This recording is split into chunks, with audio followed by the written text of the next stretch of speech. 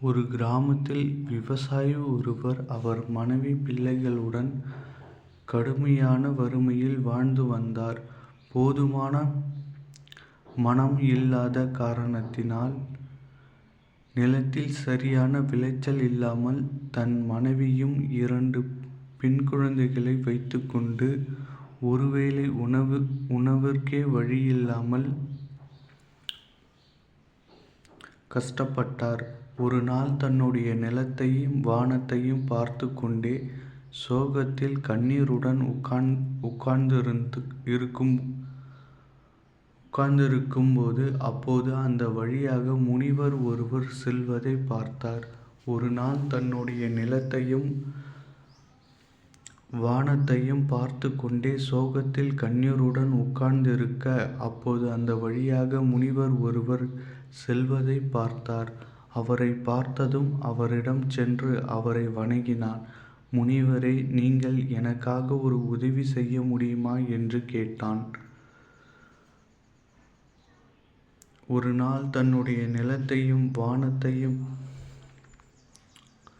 இப்போது என் வாழ்க்கையில் வறுமை காலம், உணவு பற்றாக்குறையால் நானும் என் மனைவியும் மக்களும் வறுமையில் வாடுகின்றோம் என்று தன் கண்ணீர் கதையை முனிவரிடம் கூறினான். சரியப்பா, அதற்கு நான் இப்போது என்ன செய்ய வேண்டும் என்று முனிவர் கேட்க, நீங்கள் கடவுளிடம் பிரார்த்தனை செய்து என் வாழ்நாள்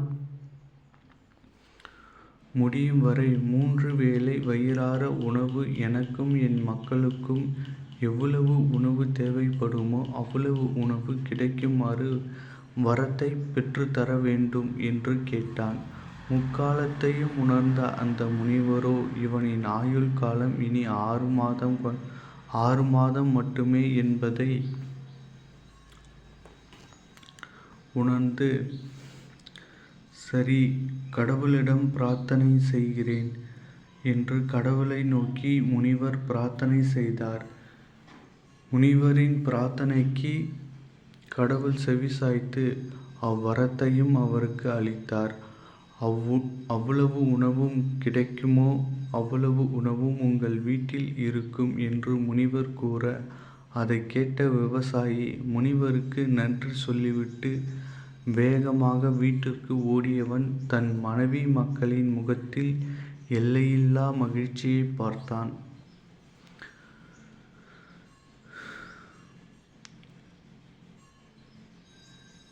இருக்கும் என்று முனிவர் கூற, அதை கேட்ட விவசாயி முனிவருக்கு நன்றி சொல்லிவிட்டு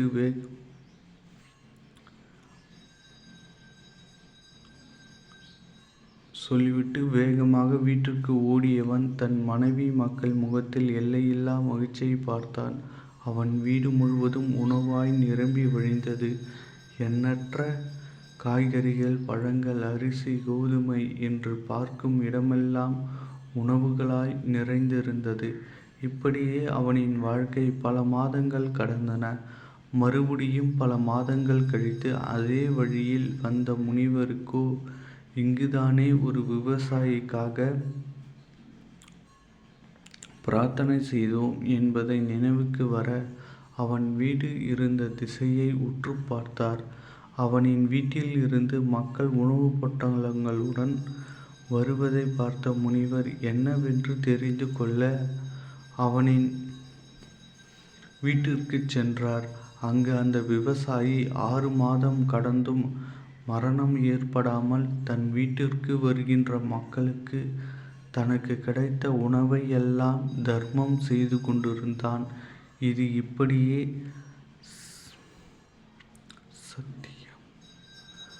இது எப்படி சாத்தியம்? இவனின் கணக்குப்படி 6 மாதம் தானே உயிருடன் இருப்பான் என்று அவனின் விதியில் எழுதியிருந்தது.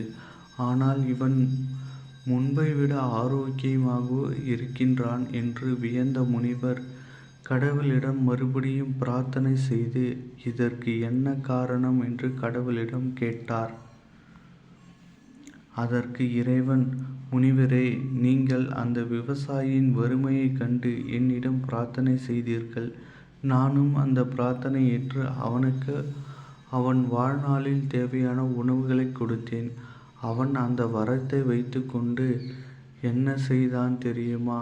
தனக்கு கிடைத்த உணவுப் பொருட்களை அவனைப் போலவே வறுமையில் வாடும் மக்களுக்கும் விவசாயிகளுக்கும் கொடுத்து வந்தான்.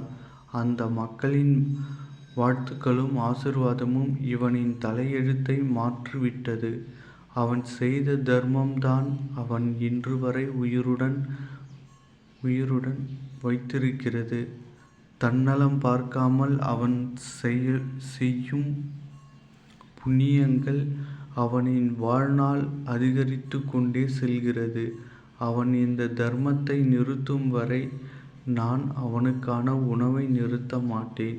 இந்த கணக்கு எப்பொழுது முடியும் என்று எனக்கே தெரியாது என்று மெல்லிய புன்னகையுடன் இறைவன் அங்கிருந்து மறைந்தார். உங்களால் முடிந்த சின்ன சின்ன தர்மங்களாவது செய்யுங்கள். அது உங்களை மட்டுமல்ல, உங்கள்